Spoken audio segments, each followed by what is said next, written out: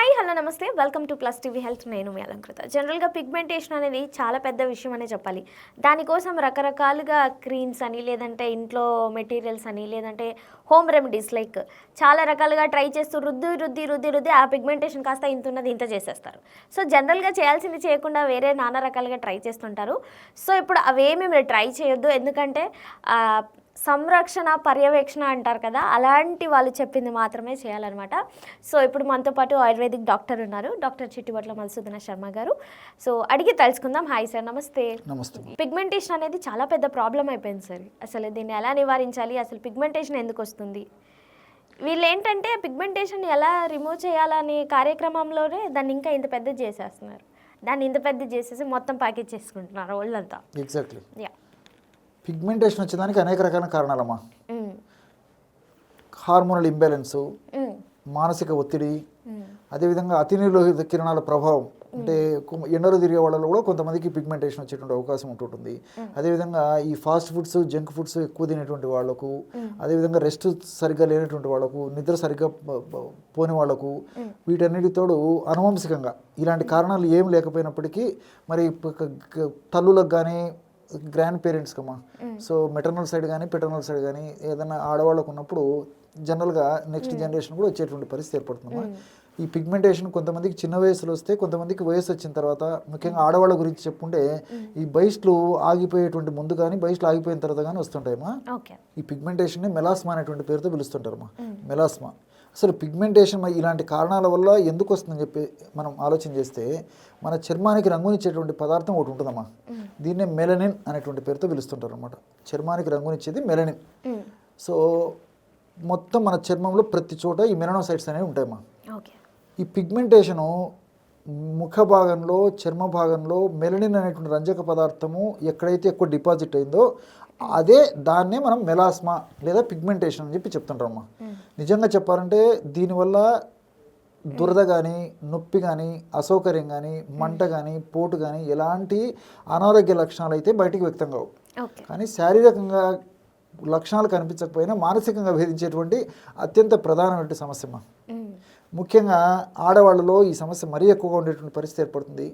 మగవాళ్ళలో తక్కువ శాతంలో ఉంటుందన్నమాట. కాబట్టి మరి ముఖ్యంగా 10 మందిలోకి వెళ్ళాలన్నా, 10 మందితో మాట్లాడాలన్నా, 10 మందితో సరదాగా ఉండాలన్నా, మరి ఆడవాళ్ళు ముఖ్యంగా 10 మందిలోకి వెళ్ళాలని మానసికంగా చాలా కుంగిపోయేటువంటి పరిస్థితి ఏర్పడుతుందమ్మా. వీటి కోసం అని చెప్పేసి రకరకాల ప్రయత్నాలు చేస్తుంటారు. మరి వందలాది రూపాయలు, వేలాది రూపాయలు కూడా ఖర్చు పెట్టడానికి వెనకాడదమ్మా. సో చాలామందికి ఆశించినట్టు ఫలితం అయితే కనిపించదమ్మా.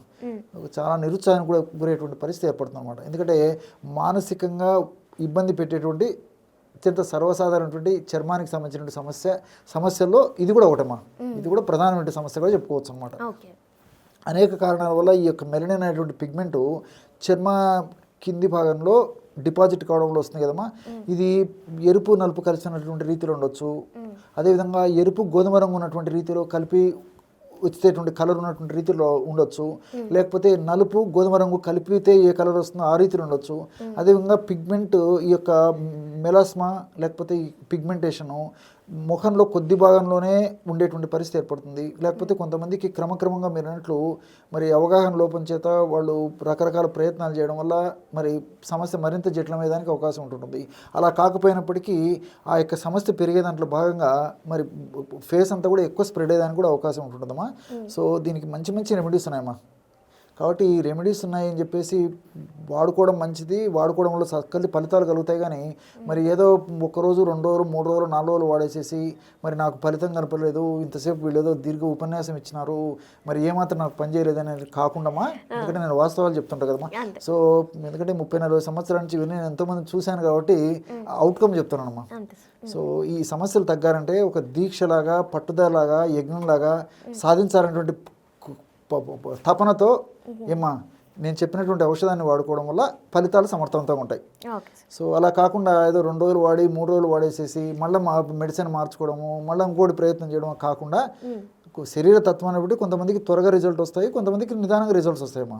ఇవేం హామ్ చేసేటివైతే కాదు. కాబట్టి అంటే సూక్ష్మంలో మోక్షం అన్నట్టు పట్టుదలగా వాడుకుంటుండడం వల్ల క్రమక్రమంగా మరి చాలా వరకు తగ్గిపోతాయమ్మా. ఎంతోమందికి మేము వాడిన తర్వాతనే చెప్తున్నాను. బట్ నేను చెప్పినట్టు అంటే ఒక దీక్షలాగా, పట్టుదలగా, యజ్ఞంలాగా సాధించాలని తపనతో చేయాలమ్మా. సో సరే ఇవన్నీ మాకెందుకు అని చెప్పేసి చాలామంది రెమెడీ కోసం ఎదురు చూస్తుంటారమ్మా. సో రెమెడీ చెప్తానమ్మా. కేవలం రెండు పదార్థాలు ప్రధానంగా, రెండు మన ఇంట్లో ఉండేటువంటివి. ఓకే. ఫస్ట్ది వచ్చేసి ఆలుగడ్డలు. దీన్నే బంగాళదుంపలు, ఉర్లగడ్డలు, పొటాటో, సరే కొన్ని ప్రాంతాల్లో ఒక పేరుతో పిలుస్తుంటారమ్మా. మన ఇంట్లో అయితే ఉంటుంది. ఏ పేరుతో పిలిచినా మన ఇంట్లో ఉంటుంది, మార్కెట్లో ఉంటుంది. సో బంగాళదుంప గుజ్జమ్మా. సో బంగాళదుంప పైన ఉన్నట్టు దాన్ని బాగా కడిగేసేసి ఆ పైన ఉన్నట్టు స్కిన్ ఏది ఉంటుందమ్మా పొరను తొలగించేసి లోపల ఉన్నట్టు గుజ్జును మనకి ఎంత అవసరమైతే గుజ్జు మెత్తగా నూరాలమ్మా. దాంట్లో అదే ప్రమాణంలో ఈ టమోటా పళ్ళను కూడా స్క్వీజ్ చేసేసి ఆ రసం కూడా అందులో కలిపేసేయాలి. ఈ రెండితో పాటు ఈ రోజ్ వాటర్ అమ్మా, దీన్నే పన్నీరు అంటారు, మనకు మార్కెట్లో దొరుకుతుందమ్మా, రోజాపూర్తో తయారు చేసినటువంటిది. సో రోజ్ వాటర్ అందులో కలిపేసేసి అవసరమైతే కావాలంటే కాస్త మిల్క్ కూడా డ్రాప్స్ కూడా వేయచ్చమ్మా. కాచినవి కానీ పచ్చివి ఏవైనా పర్లేదు, వేసి కలపడం బ్రహ్మాండమైనటువంటి ఒక క్రీమ్ తయారవుతుందమ్మా. ఆ విధంగా తయారు చేసుకున్నటువంటి ఈ క్రీము ఎక్కడైతే ఈ హైపర్ పిగ్మెంటేషన్ సమస్య ఉందో ఆ భాగంలో అప్లై చేసేసి ఒక 15 నిమిషం సేపు సున్నితంగా మర్దన చేసేసి అదే లేపన ద్రవ్యాన్ని మళ్ళీ అప్లై చేసేసి ఒక అరగంట మ్యాక్సిమం 1 గంట సేపు ఉన్న తర్వాత కరిగేస్తుండాలమ్మా. ఈ విధంగా వారంలో 2 సార్లు జనరల్గా చేస్తే సరిపోతుందమ్మా. సో సమస్య తీవ్రత తగ్గే కొద్దీ వారంలో ఒక్కసారి చేసుకున్నా సరిపోతుంది.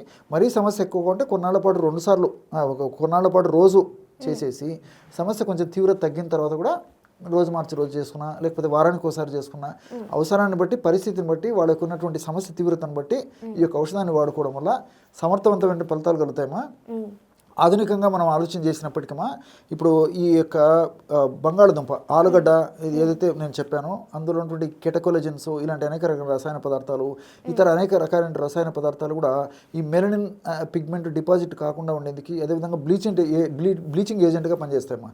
అంతేకాకుండా ఈ యొక్క పిగ్మెంటేషన్ సమస్య స్కిన్ను ఎసిడిక్ నేచర్ ఉన్నటువంటి వాళ్ళలో ఎక్కువ జరుగుతుంటుంది.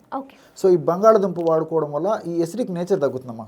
సో ఎసిడిక్ నేచర్ తగ్గిపోయేసి క్షారగుణం వచ్చేస్తుంది అనమాట. సో ఆల్కలైన్ నేచర్ ఉంటే ఈ యొక్క సమస్య త్వరగా తగ్గిపోతుంది అనమాట. అదేవిధంగా ఈ పాలు, అదేవిధంగా రెండోది నేను చెప్పినట్టు పన్నీరు, అదే రోజ్ వాటర్, ఇవన్నీ కూడా ఈ యొక్క క్షారత్వాన్ని పెంచేస్తాయమ్మా.